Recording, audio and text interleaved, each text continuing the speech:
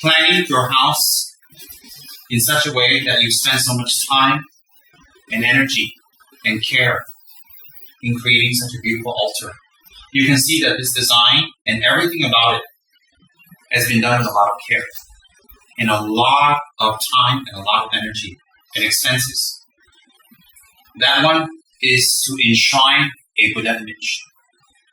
And the reason we enshrine a Buddha image, is why? The reason we shrine or put a Buddha image is to remember, to pay homage, to collect merit, to every single day cultivate the qualities of Buddha. Therefore, when we make the altar very beautiful, with wonderful lights and wonderful colors and beautiful offerings, it is a celebration, it is a respect, it is paying homage to a Buddha on the outside and also paying homage on the Buddha we can cultivate on the inside. Then, as I mentioned earlier, since Lord Shakyamuni has taught the holy teachings of the Buddha, wherever Buddha's teachings go, in every country, many Buddhas will arise. So, now and in the future, we're not only going to see Shakyamuni Buddha, we're going to see Buddhas in every country. Example, a very, very famous Buddha in China is Kuan Yin Buddha. Kuan Yin practiced the teachings of Buddha. She practiced it by filial devotion toward her father, forgiving her enemies, never ever generating anger. Never.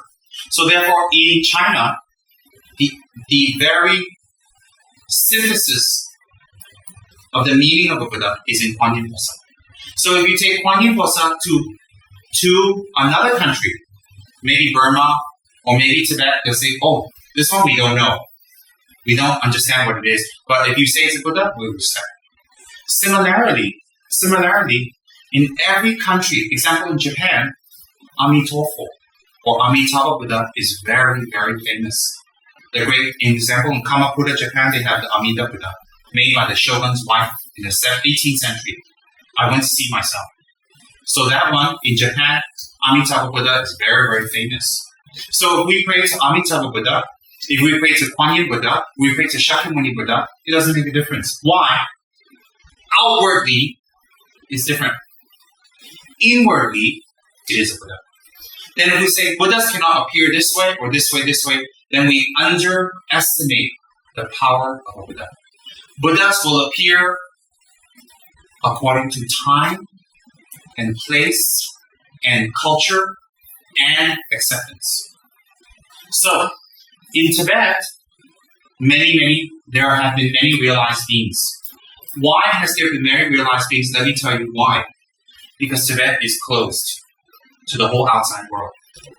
For culture, for food, for technology, for manners, for clothes, all that, Tibet compared to the rest of the world is quite behind. Example, if you compare Tibet to the culture of India or China, cannot compare. It's very, very behind. This is not to say Tibetans are backward, but they're not interested. So for 1,000 years, when Buddha's teachings entered Tibet, it's closed by mountains, not easy for people to go in and out. Plus, the people's minds are very focused on Buddhism. They develop Buddhism there very, very strongly. Very, very, very strongly develop Buddhism. So hence, in Tibet, if you talk to people in the world, oh, you know about Tibet? You know about Tibetan? They immediately say to you, oh, Lamaism, Buddhism, Buddha. They talk about something related to the Dalai Lama. They immediately say something like that. They never say world-famous scientist. They never say world-famous cook. They never talk about a world-famous doctor or singer or actor. There is no singers or actors that's world-famous in the world from Tibet. But if you say lamas, they immediately say, oh yes. Why? Because whatever a culture focuses on, that's what they get. Example, in China, they're good in art, in poetry, in music, in singing, in architecture, inventions, crafts. Why? It's so big. So many people have different types of interests. And the population is huge. Same thing in India. So my point is, what is Tibet's form of Buddhism is very appealing in the world. And it's growing very much. It's because that's what Tibet focused on for 1,000 years. For 1,000 years, the people of Tibet focused on developing Buddhism focus on meditation, focus on teaching, focus on learning, focus on practice, focus on preserving Buddha's teachings. So because of that preservation, then many enlightened beings arose in Tibet. Many, many enlightened beings, many, many high-level beings. One of the beings is during Buddha's time, he had many disciples. One particular disciple offered Buddha, a young boy, offered Buddha a crystal rosary and made a prayer. And Buddha made a prediction that in the future, after Buddha has passed away, his teachings will spread to the north. When his teachings spread to the north, the people there will hold the teachings, but slowly it will degenerate. During the time where Buddha's teachings degenerate, this boy will be born there to learn and to understand and to meditate and to spread Buddha's teachings again. So this young boy was Tsongkhapa. So Tsongkhapa appeared 600 years ago as predicted by Lord Buddha himself. Predicted, if you check Buddha's texts, there are clear predictions of Lama Tsongkhapa's appearance in Tibet. When Lama Tsongkhapa appeared in Tibet, to make a long story short, he meditated, practiced, and he learned and debated and absorbed the teachings from 45 great masters of that time. And the great masters of that time's teachers were from India. And their teachers were from India, all the way back to Lord Buddha. So Lord Tsongkhapa's Buddha gurus all sent back directly to Shakyamuni Buddha. So Lord Tsongkhapa meditated and practiced under 45 teachers. And he became famous in China, in Tibet, in Mongolia, in North India, for being fully accomplished Buddhist master. He was so famous that the emperors of China at that time asked him to come to China to give teachings. But because he was already old and it's too far to travel, he didn't go. So Lama Tsongkhapa sent his very famous and powerful disciples to China to teach the great kings of China the Dharma. Hence, the disciples of Lama Tsongkhapa have built temples all over China. For example, in Wutai-san, for example, in Beijing. All over, if you go, you can see Lama Tsongkhapa. As I said to my students many times, if you go Beijing now, you go to the Yonghedong Temple, you can see Lama Tsongkhapa's image there in Beijing now. Very, very big. And it wasn't destroyed in a cultural revolution. It was not destroyed. Lama Tsongkhapa was the special Buddha of the emperors of China. So the emperors of China themselves worship Tsongkhapa. Themselves, very, very much. You can see in books we have in Chinese. So what happens is, Tsongkhapa himself practiced and meditated as Buddha predicted and became a fully enlightened Buddha in one lifetime. So it is said, when Lama Tsongkhapa passed away, he passed away not like us, sleeping, eating, heart attack, high blood pressure, overweight. Anyways, not like us. When it was time for Lama Tsongkhapa to pass away, he gave a teaching in Ganden Monastery, his monastery that he built among thousands of monks. When after he gave his last teaching, he passed his hat to his student. The first Ganden Chidarji, the first stronghold, he passed his hat. He gave his last teaching in front of everybody. He went into meditation and passed away. When he didn't pass away slumping or falling in meditation. His body stayed like that for many days. No smell, no foul odor, and never falling over in meditation. When Lama Tsongkhapa's meditation was over, his head went like this. And then his students took him, washed the body, redressed it, and they put it inside a stupa. I'll say stupa, selinga. Inside a stupa in Tibet. And for 600 years, people from China, people from Mongolia, people from Nepal, people from North India, people from Russia, or Burya parts of Russia, because many Buddhists are Mongols, and from all over Tibet used to go to Ganden Monastery to visit the holy body of Lama Tsongkhapa in Tibet, the holy one. And in 1959, when the Cultural Revolution was happening all over China, they opened the body up because they wanted the gold. They put gold on the body. When they opened it up, Lama Tsongkhapa's body, no smell, hair is still growing, and the nails are still growing after 600 years. So they burned the body at that time, but many Tibetans jumped inside the fire to grab a finger, grab some hair, grab some clothes. So all over the world, people have built new stupas to put Lama Tsongkhapa's body inside. When we have a Lama Tsongkhapa image, when we have a Lama Tsongkhapa image in the house, first thing is this, for ordinary lay people, first thing is this, is we dedicate it to our mother and our father. Even if our mother and father is not alive anymore, we dedicate. Why? Whether they're alive or not, it doesn't matter. But their mind will take reincarnation again and again and again. So when we put a Lama Tsongkhapa in the house, we first dedicate it to our mother and our father. And after we dedicate to our mother and father, we put the image there and we put mantras inside. Why do we put mantras inside? Some people say, oh, if we don't put mantras inside, a hantu goes inside. If a hantu can go inside Tsongkhapa, he also is very lucky. He's blessed. So don't need to worry. We put sutras inside. Why? Because when we prostrate, we make kata. We're prostrating to Buddha's body and Buddha's speech. Speech is the sutras inside. Then along with that, when we put the beautiful Lama Tsongkhapa here, Lama Tsongkhapa, main meditational practice, if you condense it, alright, we don't talk about the exotic tantric deities. If we condense Lama Tsongkhapa's practice to 3 that he meditated in his life, he meditated on great compassion. Tuje Chenpo, he meditated on great compassion, so his meditations consisted of Kuan Yin Posa. During his lifetime, he meditated on great wisdom. He meditated on Manjushri or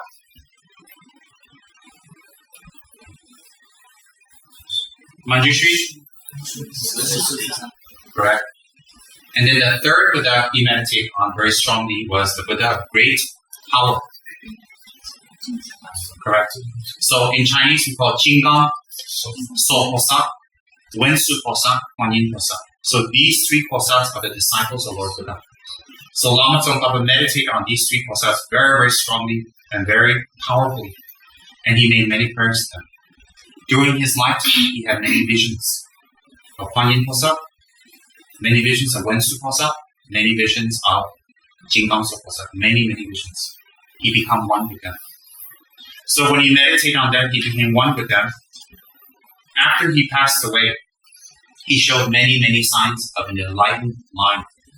So in Tibet, we consider him a posa that is 3 in 1. 3 in 1 meaning he is the combined blessing of Kuan Yin Posa, Wensu Posa, and Jinggang So Posa. So for some people who don't have space, they put Tsongkhapa because it's 3 posa in 1. For some people who have space, but a little cheapskates, they don't want to buy 3 statues, they just want to buy 1. Then they put Lama Tsongkhapa. No, you're not cheapskate. And they put Tsongkhapa. For some people, too many posa, not easy for them to focus in their meditation, so they put 1. So when we put Lama Tsongkhapa here, it is representative of Kuan Yin Posa, Wensu Posa, and Jinggang So Posa. And what's very auspicious is the owner of this house is Malaysian, but Chinese in ancestry. So this one gives you a link to your ancestry because the kings of China also worship Tsongkhapa. So it's very, very good connection. And hence, Lama Tsongkhapa's mantra is very, very powerful because Lama Tsongkhapa's mantra is Mingme Tebe Techin Chenenzi. You are unexcelled compassion. You are Kuan Sui Posa. The next line is to praise Wensu Posa. You are untainted wisdom. You are Manjushri. Third line is praising Lama Tsongkhapa as a quality of Vajrapani. You are the tamer of inner and outer obstacles and demons. You are Lord Vajrapani. And the next line is, in the land of snows, you are supreme among the teachers. Not only you are Buddha, in the land of snows, you are supreme among the teachers as a scholar, meditation master, and great yogi. You are supreme. At your feet, I put my head. Please bless me. I can become a Buddha also to benefit others. This is a Mahayana prayer. So Lama Tsongkhapa's medium length prayer, Mingme Tebe Techin Chenenzi, Dreammaking the Omo Jambaya, Double Mani Jose Samada, Kanjing the Jujin Tsongkhapa, Losan Trabi Shabda, so on that. When we pray to Lama Tsongkhapa and we meditate and we chant on Lama Tsongkhapa, there are many high benefits. But I won't talk about the high benefits tonight because one is too sleepy. We talk about the normal benefits for normal people like us. The normal benefits is our mind becomes calm. Our mind lets go of anger. our mind becomes less controlling. Our mind becomes more quiet. And also, if we have deep depression, very depressed or lost something, cannot let go, when we pray to Lama Tsongkhapa daily, our mind lets go and depression is released.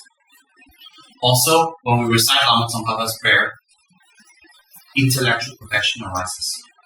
Our mind becomes very sharp and very quick and very aware. Learning language, talking, speaking, writing, composing becomes very powerful. So, Lama Tsongkhapa in Tibet is considered the Buddha of the scholars. The scholars who want to learn and excel in learning and understanding, they pray to Lama Tsongkhapa. Why? He's the Buddha of wisdom. And then it is said that if there are spirits or ghosts or demons or bad energy in the house, anything, we put Lama Tsongkhapa. Why? Although Lama Tsongkhapa is very gentle, Lama Tsongkhapa has many forms and many emanations, such as Yamataka or Kalarupa, etc., that can frighten away negative energy. So when we put Lama Tsongkhapa in the house, even the feng shui is bad in the house, because many people believe in feng shui. The feng shui becomes clear. So it's very cheap. You don't have to knock your walls, knock anything, knock your doors, change it around, measure. Just put Lama Tsongkhapa, everything is clear. Why is that? A Buddha's power cannot be overridden by another power. Then when we put Lama Tsongkhapa here, every day the Lama Tsongkhapa exists here. It represents what? It represents our respect for our mother and father, and we wish them to have long life and good rebirth. And we repay their kindness. Otherwise, why people have big statue? Small statue, okay. We have a big statue to remember the big kindness of our mother and father. Then we also have big statue. We can put a lot of sutras inside for prayer. Then on top of that, when we have big statue in the house, it changes the whole feng shui of the house, changes the whole energy of the house. Then people think, oh, but only in the temple we can have. No, why? Who said only in the temple? Who said? Definitely not. Buddha statue is for everyone. In fact, the monk need the Buddha statue less than the lay people. Lay people need more Buddha statue and bigger. Why? Lay people do less dharma work. So if you have a beautiful altar, you can collect a lot of merit every single day. Why is it you can collect a lot of merit? Because if you're a monk or a nun, you're doing dharma 24 hours a day. So you don't need statues so big, so this, so that. If you're a lay person, you need more. Why? Because your time of dharma focus is less. Because your time of dharma focus is less, whatever you have less must be more powerful. Example. If you need to fly from here to New York, if you need to fly from here to New York every day because you have business appointment, you need a very powerful jet. If you go from here to New York once a year, never mind. Jet is fast and slow, take your sweet time. So like that, lay people have their families, they have their business, they have their children, they have their commitments, they have to pay their bills, they have a lot of work. So their time to spend on the Dharma and meditate and pray is much, much less. So therefore, if they have a very beautiful altar and they make a lot of offerings, it collects a lot of merit. Okay? Then we have beautiful water. When we offer beautiful water to the Buddha, in this life and future lives, necessities that we need will come very easily. Being born in clean places, free of disease, free of natural disasters, free of earthquakes and tornadoes, free of contaminated living, we will create that karma. Why? Why some people in the world born in very beautiful places like Malaysia? Why some people born in very difficult places or war-torn areas or suffer? Why? It's karma. It's the karma that they have created. So therefore, how to create the karma? We have to create the cause. When we make offerings of beautiful water to the Buddhas, we create the karma. In the future, we're always born in very nice places. Why? To practice Dharma. When we offer the light to the Buddha, in this case candles, when we offer the light, if we turn off everything, everything is turned off, and we have one light. It's very, very powerful. Why is that? Because a light can dispel darkness. So when we offer the light to the Buddha, the meaning is that when we learn the Dharma will go inside of us and we can apply it. We don't find difficulty to apply. You see, there are many people that when they listen to Dharma, they like, they agree, they respect, they like the Dharma teacher, everything. But to practice, they don't want to do it. Why is that? According to Kensuroji, lack of merits. Lack of merits to practice, not lack of merits to hear the Dharma. So therefore, when we offer butter lamps or candles and light to the Buddha, even this light, it represents illumination, clarity, understanding. So when we study the Buddha's teachings, whether we're Mahayana, we're Vajrayana, we're Hinayana, it doesn't matter. If we study the Buddha's teachings, what will happen? It will go inside very easy. And we can apply it very easy. We'll see transformation. If we listen to the Buddha's teachings and we don't apply, you know what happens? That's what we call degeneration. And the Buddha's teachings will die. Wherever there's a group of people who listen to Buddha's teachings and they don't apply it and they don't change, in that area, the Buddha's teachings disappear. Why does it disappear? Because people look and say, why I should follow her? Why I should follow him? He talk nice, he act nice, he really can tell us nice things, but he himself don't practice. His behavior like that, her behavior like that, then people say, I don't want to practice in Dharma. I just go have a good time. I just go. So the degeneration of Dharma is not no more statues, no more practitioners. Degeneration of Dharma, in fact, is many Dharma practitioners, many people, many Dharma talks, many big temples, very rich and very beautiful. More and more will manifest. But the behavior of the people will degenerate. And when they degenerate, they will affect other people to degenerate. And other people degenerate, So outside looks very nice, but actually the Buddha Dharma has degenerated. So how do we make the Buddha Dharma degenerate? When we ourselves don't practice. When we ourselves don't practice the Buddha Dharma, we make the Buddha Dharma degenerate. Because each action we do that contradict the Buddha's teachings, is a message we send other people. What's the message? It's okay to act like that. It's okay to think like that.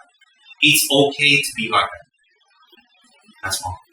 So that's how we make the Buddha's teachings disappear completely. So therefore, having a Lama Tsongkhapa in the house is very, very powerful. Thousands and thousands of people around the world, if we go on the internet, we check Western practitioners, Eastern practitioners. Many people have Lama Tsongkhapas in their house already.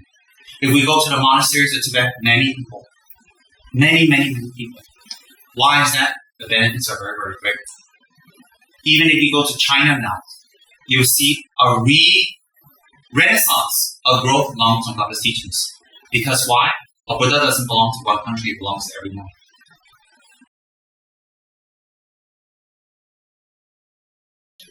Continue and make some practice is very, very beneficial. Don't miss that. And please get the CD on the Guru Yoga Lama Tsongkhapa that I gave a teaching on. And listen to it. That is what you're going to meditate on when you recite the Midsummer Mantra. If you do the meditation simultaneously with the recitation, time goes by faster and you gain attainments. Recitation alone, very difficult to get attainments. Why? If you can recite alone, many years you've been doing mantras, your mind is still very hard. Mantras soften it, but it doesn't gain attainments alone. So please listen to the CD on the Guru Yoga Lama Tsongkhapa. It should be available at any of our outlets. I think it might be on the net, I'm not sure. Listen to that carefully and on what you should meditate while you do the mantras. Very, very important. So while you're doing the Midsummer Mantras, very, very powerful. Think about your parents. Think about people that have been very kind to you. Think about your loved ones. Think about people you want to send prayers to. Think about people that you need to gain patience for. And especially during Midsummer session, meditation practice, please think about people that have harmed you. Please think about people who, when you give them good things, they turn it around at you. When you give them good advice, they fight you. When you help them, when you assist them, they don't appreciate you. People who try to cheat you, people who try to lie to you, people who actually, whatever good things you do for them, they harm you back. During Midsummer session or meditation session, think about those people and send Lama Tsongkhapa's healing energy towards them. Why? By making them a bigger enemy, the cycle continues between us and them. If we send love and compassion and healing of forgiveness, from our side, we cut our karma off in a negative way with those beings. So beings who continuously view you wrongly, or say negative things about you, or gossip and talk about you, and don't appreciate you, send them love. You don't need to continue their conversation. Cut them off. You say, oh, I don't want to talk about that anymore. I don't want to be involved in that anymore. You can cut them off with compassion. They may think you're very cruel, but they can think what they want because you should know yourself. How do we know whether we're doing things right or not? We look at how many friends we have around us. If we have plenty of friends, if we have plenty of people that listen and that follow us and do things with us, we're doing something right. If we have people that stay away from us, that run away from us, that don't like us, then whatever we say, we know something is wrong. So that's a measuring stick of our life. So it's very, very important that these people that harm you, instead of letting them harm you, you send them love. You don't have to physically go up and say, oh, I love you, but you don't hold any ill will, negative feelings, or grasping, or any kind of revenge. Why? You must have harmed them in the past, in the previous life, perhaps, or they're just the type of person that always sees things as harm. Example, even Lord Buddha had enemies during his life. People saw him as imperfect, such as his cousin Devadatta. Even someone as holy as the Dalai Lama had many people who hate him. So it doesn't matter whether we are right or wrong. Forgive those whose intellect are a different level, different space, different background. Forgive those that say negative things about you. Forgive those that you send positive help, energy, love. Whatever you do, financial help, whatever you do for them, they always think negative things about you.